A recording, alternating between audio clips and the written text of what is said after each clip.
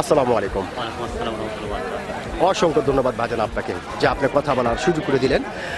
তো ভাইজান সর্বপ্রথমে জানতে চাচ্ছি আপনি কেমন আছেন? আলহামদুলিল্লাহ খুব ভালো আছেন। যাক আল্লাহ পাক আপনাকে খুব ভালো রেখেছে এবং আলহামদুলিল্লাহ যে আল্লাহ পাক আমাদেরকেও ভালো রেখেছে ভাইজান। তো ভাইজান আপনার নামটা জানতে পারি? আমার নাম মোহাম্মদ আব্দুর রশিদ বিপ্লব। মোহাম্মদ আব্দুর রশিদ বিপ্লব, সুন্দর একটি নাম আপনার। তবে ভাইজান একটি কথা বলতে আমি বাধ্য হচ্ছি, সেটা হচ্ছে আপনার নাম শুনে এবং আপনাকে সামনাসামনি দেখে যেটা বোঝা যাচ্ছে আপনি প্রচণ্ড একটি সাহসী মানুষ। সত্যি ভাইজান, বিপ্লব মানে তো সাহস জি নেই। জি।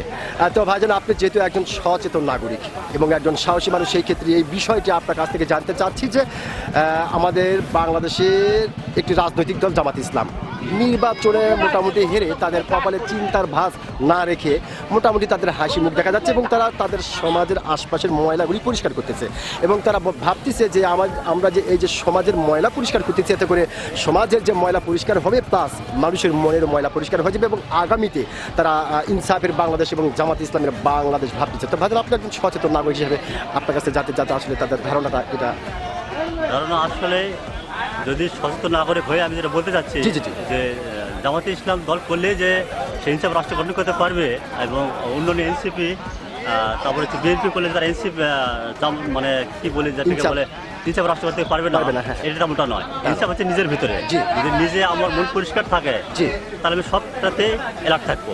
যেমন মক্কাতে শুধু হজ করতে গেলে হজ হবে না, নিজের কাছেও থাকে। আপনার মনটা ফ্রেশ করেন, নিজের ফ্রেশ হন, তবে আপনি হিসাব রাষ্ট্র প্রতিষ্ঠা করেন। আপনি যদি হিসাব রাষ্ট্র প্রতিষ্ঠা করতে চান, আমি আমার এলাকার কথা বলতেছি, যারা আমার এলাকা থেকে যারা জামাত ইসলাম করে এবং যারা বিএনপি করে, যারা জামাত ইসলামরা আপনার ইনসাফের কথা বলতেছে, ন্যায়পরায়ণের কথা বলতেছে, তাদেরকে বলতে চায় তারা কেমন ইনসাফের কথা বলতেছে যে বাড়ির পাশে ইনহাস অতান আপনাকে বলে স্বদেশ প্রেম।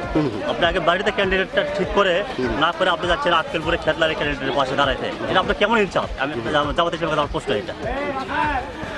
ধন্যবাদ ভাইজান আপনাকে। অত্যন্ত গুরুত্বপূর্ণ কিছু বিষয় আপনি আলোচনা করেছেন। অবশ্যই এই যে আপনি যে একজন সাহসী মানুষ, আপনি কিন্তু আপনার সাহসিকতার পরিচয় দিয়েছেন। অসংখ্য ধন্যবাদ আপনাকে। সবাইকে ধন্যবাদ। আসসালামু আলাইকুম।